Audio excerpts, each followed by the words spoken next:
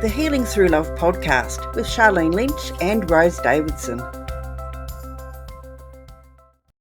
Hello and welcome to Healing Through Love podcast, where we shine a light on hope, resilience and transformation in the journey to end domestic violence. Each week we share powerful stories, practical tools from survivors, advocates and experts. Together, we're here to create a space, a safe space for healing, inspiration and change.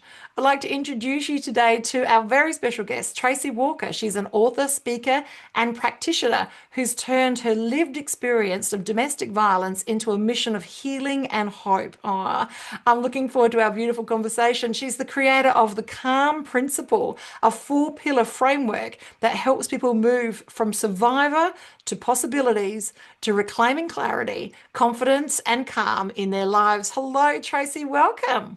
Hi, Charlene. Thank you for having me. It's such a privilege to connect to you here on the Healing Through Love podcast. So tell us a little bit about your story and how you transitioned from where you are to where you are now. I suppose in the short of it, I was born into a very violent alcoholic environment. So that was my normal. That was all that I knew. I didn't know anything different. So, of course, learned experience, you live what you watch and listen to and hear and experience. So where do you think I ended up? In a violent alcoholic relationship.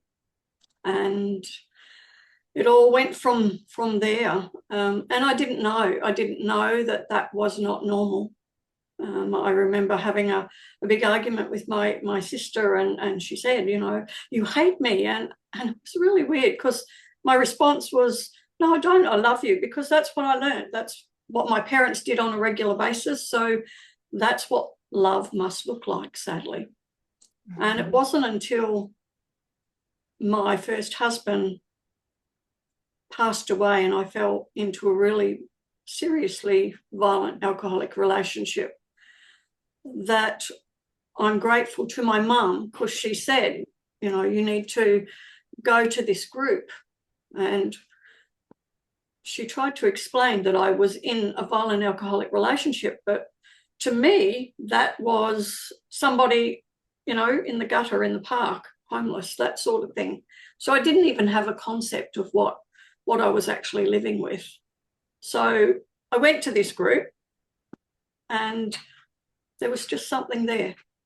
It just grabbed me. There was something I'd never, ever experienced before. There was like a love in the room, an acceptance of what I was living with, who I was, and I was just accepted. And that was really a start of opening my mind and my thoughts of what this actually was, because I didn't have any clue. I really had no clue of what I was living with. So if somebody had sort of said coercive control or all of those things, I wouldn't have had a clue what it was, because I only knew what I lived. So Tracey, this group that you went to, were they specifically in and around, was it Al-Anon or AAA? Yeah, it was Al-Anon. Yep. It was for the family and friends of alcoholics. And it just opened my mind to doing things in a totally different way. So over time, I changed. I took back control of my choices and I stopped the screaming and the yelling and all the things that you get caught up with in those situations. And I just had this calm. I just found that to do what I was doing previously actually escalated everything to a point where, I got beaten up and everything that goes along with that. But over time and continually committing myself to going to meetings, looking and experiencing what other people were living with, I just found a different way, a calmness in it. And it just changed me. And ultimately to a point where I had the courage to say enough was enough. And it was interesting those imprints, those patterns of behaviour. And even though I asked him to leave, he convinced me to let him come back. So I did it all over again. And that's often the case, isn't it, Tracey, that we get, we might shift and change. We might be in another level of authority and we might be in another level of healing. And that's almost even attractive to them. And yeah. So what happened in the end? Did you end up separating or did he end up becoming calm? In the end, I had the courage to, a second time, to say enough was enough. I kept going to the Al Anon group and I just got stronger and stronger. And the second time, he eventually lost interest and found somebody that would play those games with him because that was his normal. And I just started then seeing a different world, things that I wanted to step out into, and things started to open up. And it was like really interesting. I went back to school after that, into the classroom with the kids as a mature age student, widow, single mum, raising 3 kids, and to do grade 10, 11 and 12. And I'm lucky I didn't have to wear the school uniform, but I was in class with the kids through those years and graduated before I went on to university. So my life started to open up when I changed. And that really came down to, I suppose, learning how to love myself. Because coming from the background that I came from, I didn't even know what love looked like, which was really, I suppose, sad when you think hitting somebody was love. Yes. Well, a fish doesn't know water. We just don't know. We don't know unless we've got something to gauge against it. So he's now left, you've gone back to school, then you've gone to university, and then what happened after that? I changed that much then. I actually met somebody who was kind and loving, showed me respect and love, and was just so much wanting to love me. I was studying when we met, and he wasn't fearful of my career path and what I was doing. He was so proud of the things that I was achieving. He was so willing to show my children so many things that I could not offer them, yet those ingrained behaviours were so already ingrained in my children that they hated him. They tried everything in their power to destroy that relationship, which was really sad. And sadly, eventually, we were together 3.5 years. And I must say, his children tried to do the same thing. But we stood united. We loved our children, but we loved each other also, which was really something I had never experienced. And part of me wanted to run away. And I was lucky to have a girlfriend who had only ever been with one person. And she said, Tracey, this is love. This is love. And part of me wanted to really just run away because it was so foreign. It was just so foreign to me. But I had grown so much, I had transformed so much that I stayed and I experienced something that I'd never experienced in my whole life. Oh, I hear you, Tracey. I am late to love. I only got married in 2023. We only reconnected during COVID, actually. And yeah, it's a completely different story having adult children and walking into a relationship that's already existing. So yes, I get it. And when you know, though, you know.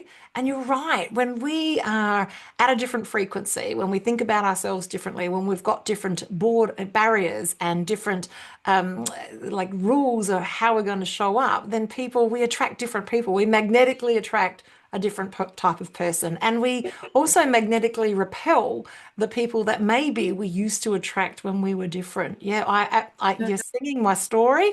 I love it, Tracey. Okay, so now that brings us to today, where you are walking people through your calm framework.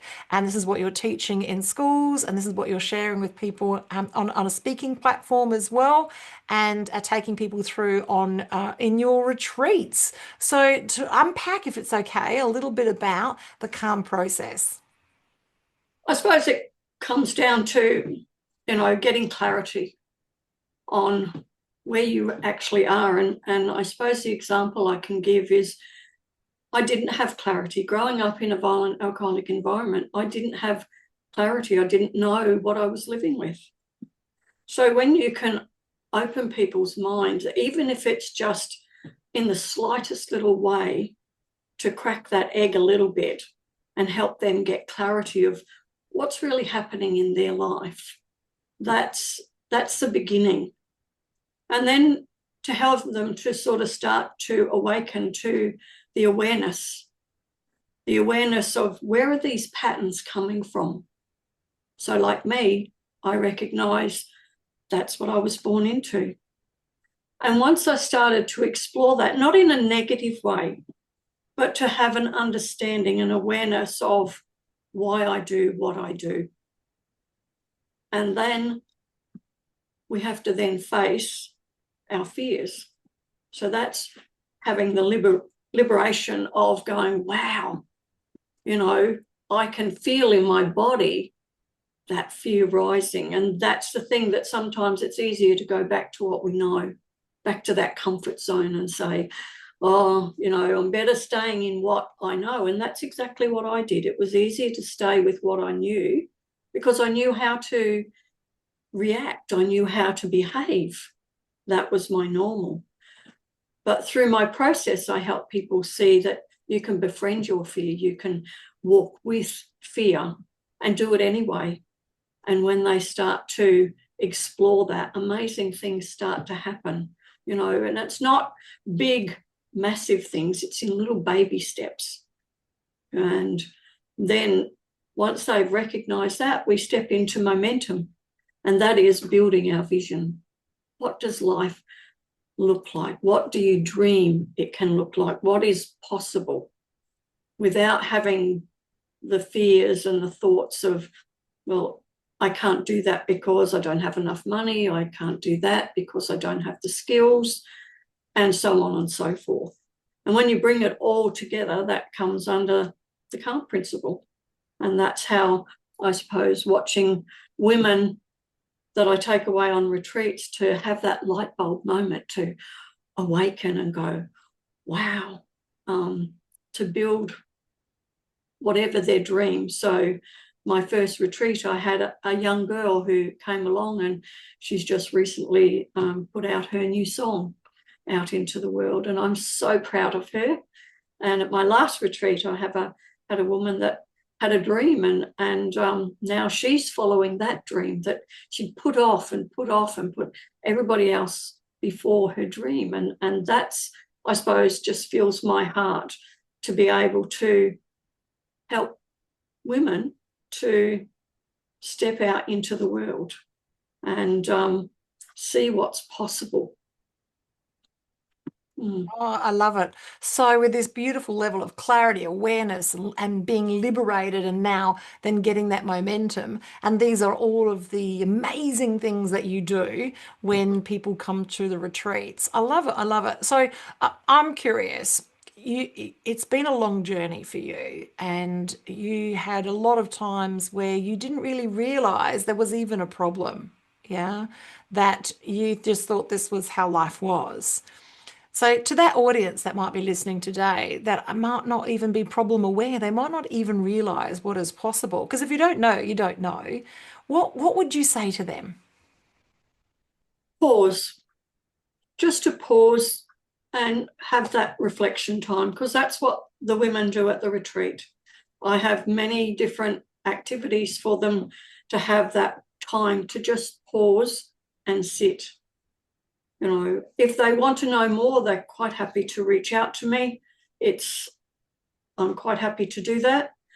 I suppose it's another example I can give is a young mum who reached out, and she was struggling with her son who had just started high school. And his first term in high school, he ended up in suspension more than being in school getting an education. And mum was at her wit's end. She really didn't know what to do next. And I just said, well, if he's willing to have a conversation, we'll see where it leads.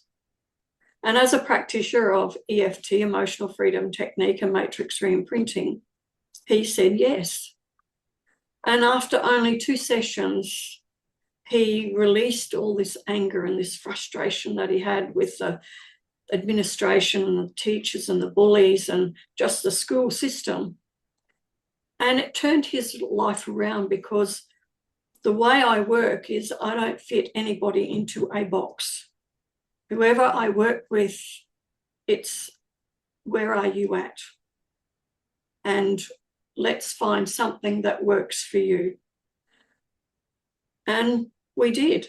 And he could take that to school and use those techniques in the classroom. And nobody knew he was doing these techniques, to a point where everything changed. The bullies left him alone. Even his English teacher rang mum and said, wow, I don't recognise him anymore. They were just shocked. So these are the tools that people can use to take away and change everything in their life. And that's powerful, you know, because what I find in the work that I do, they hold their answers. It's not for me to tell them. It's meant to open their mind, you know, to what's possible. Yeah. I love it. So if you're listening today and you're not sure, you just pause. Take that moment to pause. And how then, at the other end, do you know that you've made it? Like if we don't know what we don't know, how do we know that we're living our best life? You're still continuing to put one foot in front of the other. So I haven't got the end of my journey. I'm always evolving. There are always new things that rise up and go, hey, you know, I'm here. You need to deal with this. So I really am tapped into my body these days, that even if I feel a little niggling, the light bulb comes on for me and says, okay, there's something here I need to address.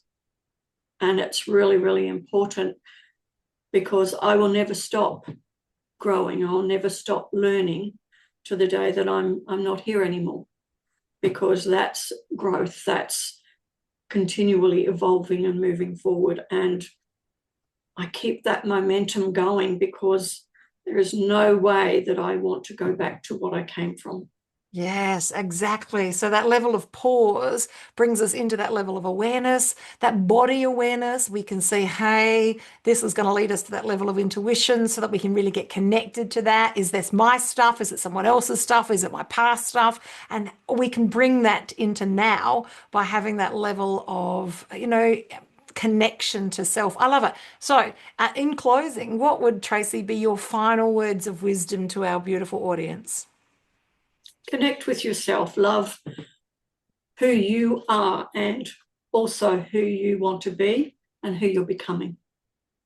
Yes, I love it. I love it. Thank you so much, Tracey, for your words of wisdom and walking us through the beautiful calm process. If you're listening today and it's time for you to have a retreat, it's the time for you to pause and reconnect to yourself and reevaluate how is it you want to live your life moving forward. Connect with Tracey. Her links are going to be in the show notes and in the show description as well. She regularly has retreats, and so all you need to do is reach out to get the details of the next upcoming retreat. It's been a privilege and a pleasure to have this beautiful conversation. It's a goodbye from us at Healing Through Love, and a goodbye from Tracey. Thank you very much, Charlene, and to your listeners. Thank you.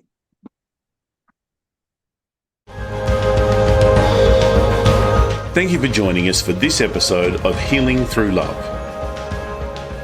You can get further resources, see the show notes, or simply reach out to us via our website at htlaustralia.org. Thanks so much for joining us, and we look forward to your company next time on the Healing Through Love podcast.